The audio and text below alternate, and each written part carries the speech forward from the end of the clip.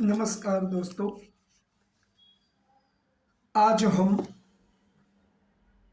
श्रीमद् भगवत गीता का पठन और अर्थ समझने की शुरुआत कर रहे हैं।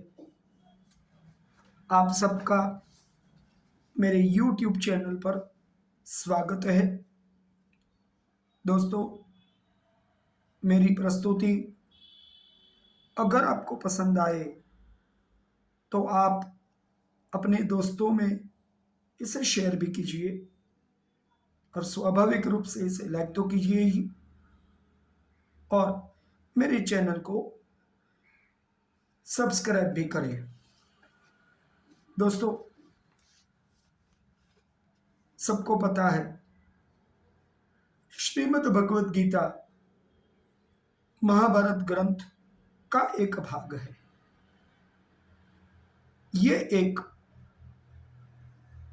कर्म योग का ग्रंथ भी माना जाता है।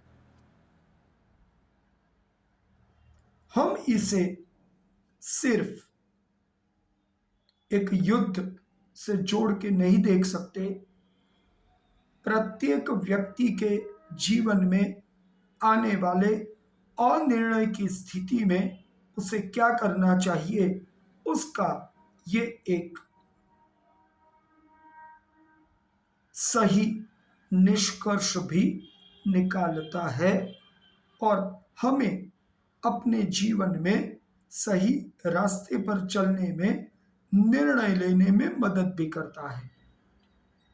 तो दोस्तों, इसी के साथ हम श्रीमद् भगवत गीता की शुरुआत करते हैं। श्रीमद् भगवत गीता में कुल 18 अध्याय है, जिसमें पहला अध्याय है अर्जुन विषाद योग।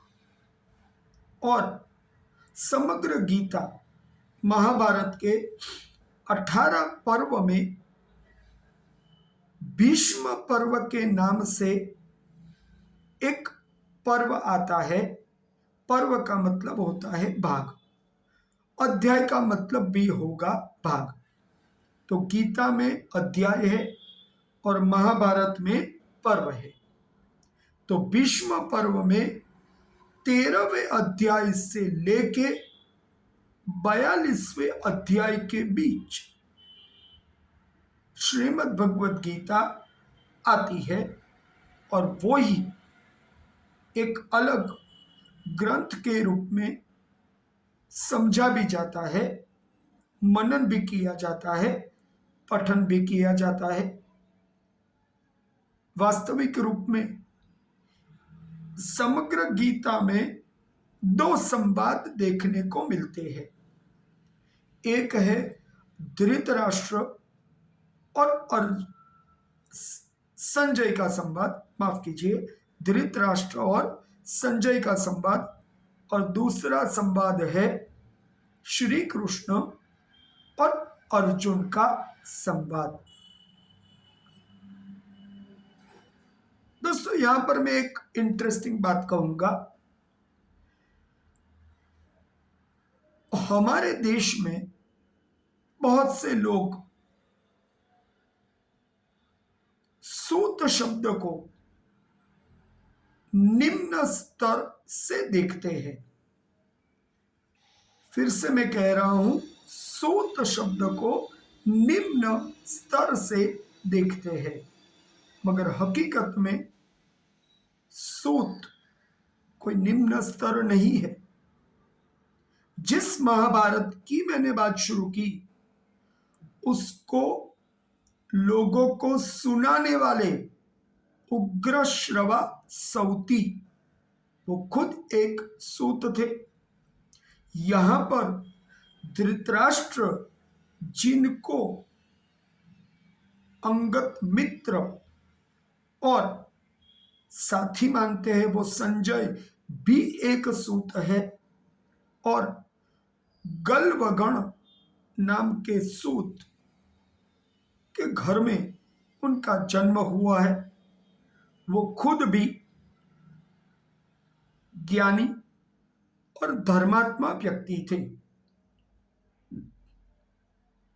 धृतराष्ट्र के जो अतरंग लोग हैं उनमें संजय का नाम गिना जाता है। भगवान श्री कृष्ण का नाम लेके हम आज गीता की शुरुआत कर रहे हैं।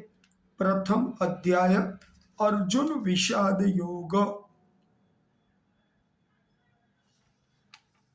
श्री कृष्ण शरणं मम।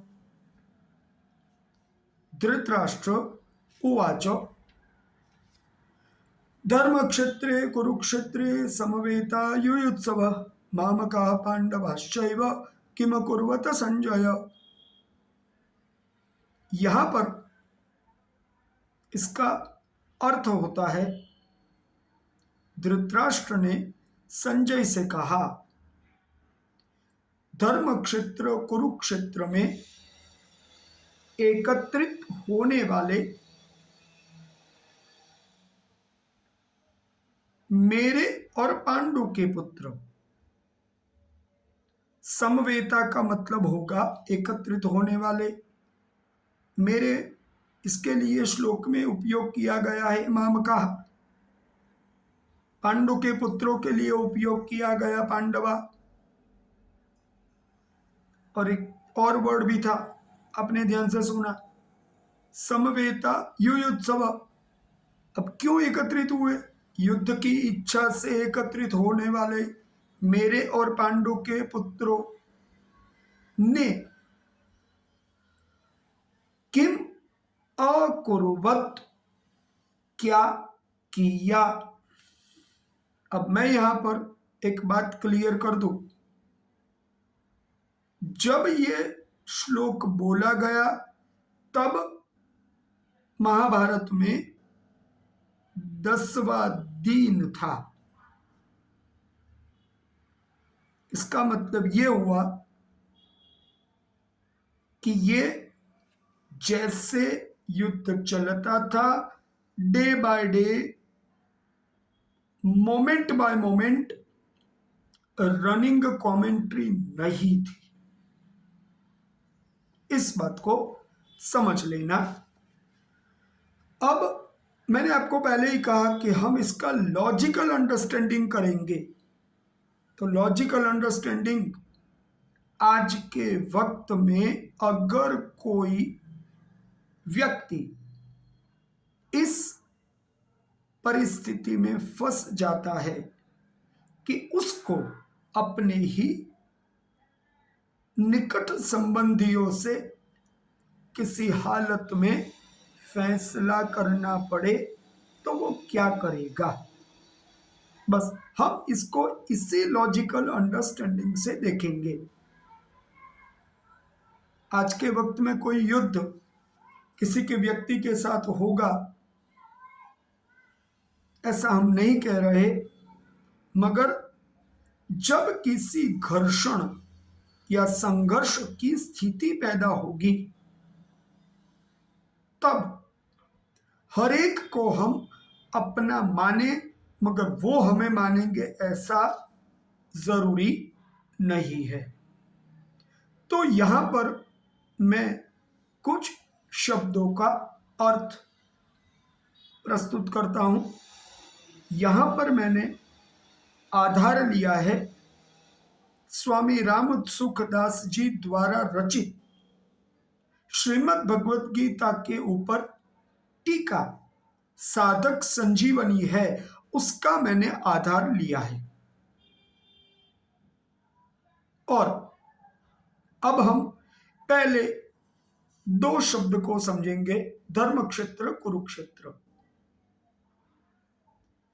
तो कुरुक्षेत्र को ही धर्म क्षेत्र कहा गया। क्यों?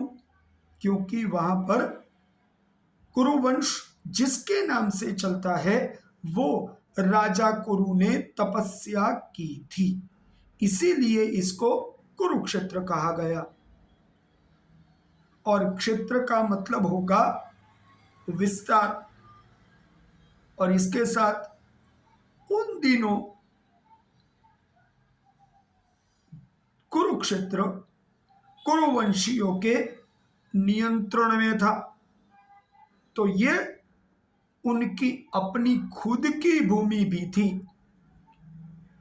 इसको हम सिर्फ लड़ाई की भूमि नहीं कह सकते। एक और बात, विश्व में लड़ाई जब भी होती है तो हम क्या कहते हैं? जर, जमीन और जोरू। जर मतलब धन, जमीन मतलब भूमि, और जोरू मतलब स्त्री। अब यहां पर दुर्योधन को राज्य चाहिए था, समग्र राज्य की संपत्ति पर अपना अधिकार वो करता था, और पांडव एक स्त्री के सम्मान को आगे रख के भी लड़ रहे थे, ऐसा हम कह सकते हैं। दूसरी बात, यहां पर मैं इसको ऐसे देखता हूं कि जब कोई युद्ध होता है तो दो पक्ष होंगे। सामान्य स्थिति में सब एक दूसरे को अच्छा ही कहते हैं, अपना ही कहते हैं। जैसे धृतराष्ट्र के लिए अपने पुत्र थे, तो पांडु के पुत्र भी उसके भाई के ही तो पुत्र थे, तो उसके पुत्र के समान ही थे। मगर यहां पर जिस श्लोक को हमने समझा उसमें उन्होंने दो शब्द अलग किए। माम का पांडवा, मतलब मेरे और पांडु के पुत्रों ने। इसका मतलब यह हुआ कि उन्होंने पांडु के पुत्रों को अपने पुत्रों से अलग कर दिया। अब यहां पर जो शब्द यूज किया, उपयोग किया, वो स्पष्ट करता है कि वो पांडु के पुत्रों को अपने पुत्रों जैसा नहीं मानता था। बोलना, दिखाना, दुनिया के सामने कहना वो एक बात होती है, और हकीकत में क्या वो उनको अपना मानता था? तो इस पहले श्लोक में आ जाता है कि वो उनको अपना नहीं मानता था। तो पहले हमने शब्द समझा धर्म क्षेत्र कुरुक्षेत्र, दूसरा हमने शब्द समझा मामका और पांडवा। इसका क्या भेद धृतराष्ट्र के अंतर में था, जो उसके शब्द में अपने वाक्य में आ जाता है। अब हम तीसरा शब्द समझेंगे युयुत्सव। मैंने आपको उसका अर्थ क्या बताया? युद्ध की इच्छा से। अब यहां पर दो वर्ड को मिलाएंगे तो ही इसका मतलब बनेगा समवेता युयुत्सव। युद्ध की इच्छा से एकत्रित होने वाले। यहां पर मैं इन दो वर्ड्स को साथ जोड़ता हूं, इसका एक रीजन है, समझिए। हकीकत में युद्ध की इच्छा दुर्योधन के मन में ही थी। इसीलिए जो आखिरी संधि प्रस्ताव आया उसमें अंदर दुर्योधन ने क्या किया कि भाई सुई की नोक जितली भूमि भी नहीं दूंगा, ये उन्होंने कहा। महाभारत के उद्योग पर्व में ये एक श्लोक आता है।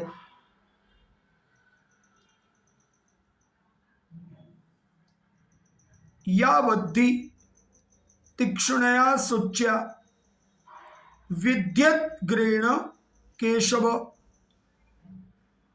तावत् प्य परित्याज्यम भूमेर न पांडवान प्रति। ये श्लोक महाभारत के उद्योग पर्व में आता है और यही श्लोक स्पष्ट कर देता है कि वो सुच्या, सुच्या मतलब तीक्ष्ण सुच्या, मतलब सुई की छोटी से छोटी नोक जितनी भूमि भी पांडवान प्रति, पांडवों की तरफ नहीं दूंगा। ये उन्होंने हे केशव मतलब कृष्ण से कह दिया। तो अब इसको समझिए कि वो किसी भी स्थिति में अपनी जमीन मान के इंद्रप्रस्थ की जमीन वापस करना नहीं चाहता था। अब यहां पर मैं क्लियर कर दूं कि दुर्योधन इंद्रप्रस्थ पर अपना अधिकार समझता है। पांडु इंद्रप्रस्थ को ही वापस पाना चाहते हैं। उनको हस्तिनापुर में जिस जगह पर धृतराष्ट्र बैठे हैं उसकी कोई अपेक्षा या लालसा नहीं है, मगर दुर्योधन वो जमीन देना नहीं चाहता जो उससे वापस करनी है और पांडव वो जमीन पाने के लिए अपेक्षा रखते हैं। वैसे देखा जाए तो पांडु भी लड़ना नहीं चाहते थे, पांडव भी लड़ना नहीं चाहते थे, मगर अपने अधिकार को प्राप्त करना भी धर्म का भाग है। तो इस तरीके से ये धर्म को समझने का संघर्ष भी है। पांडवों का धर्म क्या है? दुर्योधन का मानना है कि ये मेरा अधिकार है। पांडवों का धर्म क्या है कि हम चाहे जैसे निर्वाह करेंगे, धर्म के विरुद्ध नहीं जाएंगे। मतलब हम अंतिम क्षण तक युद्ध नहीं करेंगे। महाराज युधिष्ठिर मां की आज्ञा से ही इस युद्ध में प्रवृत्त होने के लिए तैयार होते हैं। मतलब अगर कुंती की इच्छा अभी नहीं होती तो वो नहीं लड़ते। तो इस तरीके से मां की आज्ञा पालन को आगे रखकर ये युद्ध में पांडव जुड़े हैं। तो इस तरीके से धृतराष्ट्र के मुख से जो कहा गया वचन है उसमें युद्ध की इच्छा से एकत्रित हुए, तो वो शब्द दुर्योधन के लिए योग्य प्रस्तुत होता है और पांडवों के लिए कुंती की आज्ञा के बाद ये नजर आता है। यहां पर कुंती क्यों तैयार हुई, हम इस बात को जरा समझ ले। उसके मन में दो बातों की नाराजगी थी। नंबर एक,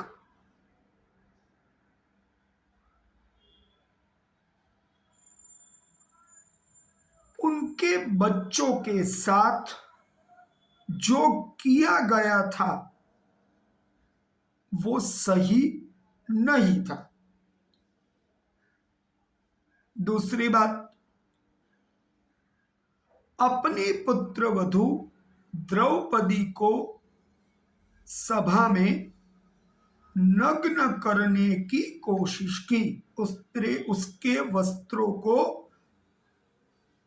शरीर से दूर करने की कोशिश की। तो ये एक बात किसी भी सभ्य संस्कारी समाज में स्वीकार्य नहीं हो सकती, और एक स्त्री के रूप में दूसरी स्त्री इससे स्त्रीत्व का अपमान ही समझेंगी, और इसीलिए यहां पर ये कुंती ने आज्ञा दी। तो इस तरीके से दोस्तों हमें 3 बातें समझ में आती है। पहली बात, ये पहले दिन नहीं कहा गया, 10वें दिन कहा गया है। दूसरी बात, धर्म क्षेत्र कुरुक्षेत्र क्यों धर्म क्षेत्र माना जाता है। और तीसरी बात, धृतराष्ट्र ने अपने पुत्रों और पांडु के पुत्रों में क्या भेद किया। अच्छा, एक चौथी बात जो हमने समझी वो ये भी थी कि युद्ध दोनों तरफ से लड़ने के लिए लोग तैयार हुए, मगर इसका मुख्य कारण दुर्योधन की आखिरी बात कि सुई की नोक जितनी भूमि भी नहीं दूंगा, मतलब लड़ना कौन चाहता है, दुर्योधन। और वो ही इस समग्र युद्ध का एक कारण है। कुंती की आज्ञा अगर नहीं होती तो युधिष्ठिर इस युद्ध में नहीं जुड़ते, ये स्पष्ट हो जाता है। तो हमारे जीवन में भी अगर ऐसी कोई स्थिति आती है कि हम जिसको अपना मानते हैं, तो उनके साथ भी हमें संघर्ष अपने सत्य के लिए करना पड़ेगा। तो हम पीछे नहीं हट सकते, और जिनको हम अपना मानते हैं वो हमें अपना मानते हैं या नहीं, ये हम नहीं कह सकते। उनका वर्तन मतलब बिहेवियर हमेशा अलग ही रहेगा। और एक बात, जो भी हो, अपने बड़ों के वचन को आखिरी वचन मानना चाहिए। तो फिर से इसके साथ हम इसके भावार्थ को फिर से समझ के इस श्लोक का समापन करेंगे। धर्मक्षेत्रे कुरुक्षेत्रे समवेतायुयुत्सव मामकाः पांडवाश्चैव किम अकुर्वत संजय। हे संजय, धर्मक्षेत्र कुरुक्षेत्र में युद्ध की इच्छा से एकत्रित होने वाले मेरे और पांडु के पुत्रों ने क्या किया। तो दोस्तों, मैंने इसका भावार्थ इसके पूर्ण अर्थ के साथ प्रस्तुत करने की कोशिश की है। मेरी ये प्रस्तुति आपको अगर पसंद आई हो तो इसको लाइक करें, शेयर करें, सब्सक्राइब करें। अगले भाग में हम इसके कुछ और श्लोक को इसी तरह सविस्तर देखने का प्रयास करेंगे। नमस्कार।